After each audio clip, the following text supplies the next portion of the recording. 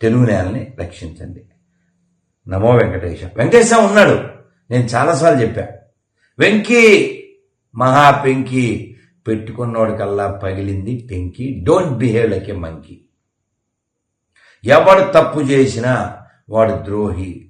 తిరుమల విషయంలో, ప్రసాదంలో ఇంక మనం వినగలమా? పంది కొవ్వు, ఆవు కొవ్వు, జంతు కలేవరాల నూనె, చేప నూనె. భార్యతో గుడికి వెళ్ళాడు, కానీ గుళ్ళో డబ్బులు కావాలి. ఏం ఎక్స్పెక్ట్ చేస్తాం? ప్రజల సొమ్ముతో గుడి సెట్టు వేసుకుని ఇలా వ్యవహరించిన వాడు ఇలాంటి గుడిసేటి పని చెయ్యరని మనం ఎలా అనుకుంటాం? ఎవడైనా చరిత్ర చూడండి. నాన్న ఎటుపోయాడు, బాబాయ్ ఎటుపోయాడు, తాతయ్య ఎటుపోయాడు.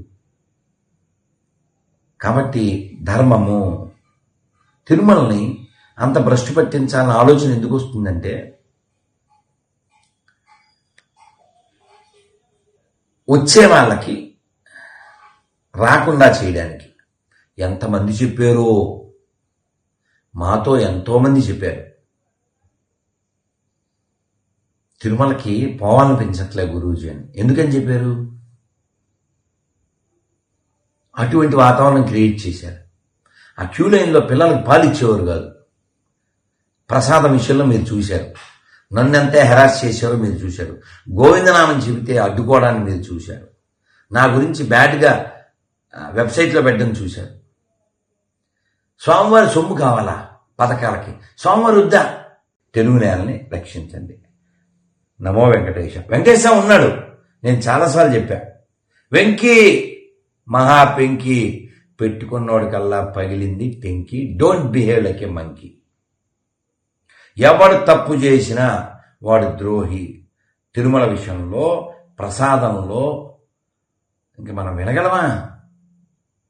పంది కొవ్వు, ఆవు కొవ్వు, జంతు కలేవరాల నూనె, చేప నూనె. భార్యతో గుడికి వెళ్ళాడు, కానీ గుళ్ళో డబ్బులు కావాలి. ఏం ఎక్స్పెక్ట్ చేస్తాం? ప్రజల సొమ్ముతో గుడి సెట్టు వేసుకుని ఇలా వ్యవహరించిన వాడు ఇలాంటి గుడిసేటి పని చెయ్యరని మనం ఎలా అనుకుంటాం? ఎవడైనా చరిత్ర చూడండి. నాన్న ఎటుపోయాడు, బాబాయ్ ఎటుపోయాడు, తాతయ్య ఎటుపోయాడు. కాబట్టి ధర్మము, తిరుమలని అంత భ్రష్టు పట్టించాలన్న ఆలోచన ఎందుకు వస్తుందంటే, వచ్చే వాళ్ళకి రాకుండా చేయడానికి. ఎంతమంది చెప్పారో, మాతో ఎంతోమంది చెప్పారు. తిరుమలకి పోవాలనిపించట్లే గురూజీ అని. ఎందుకని చెప్పారు?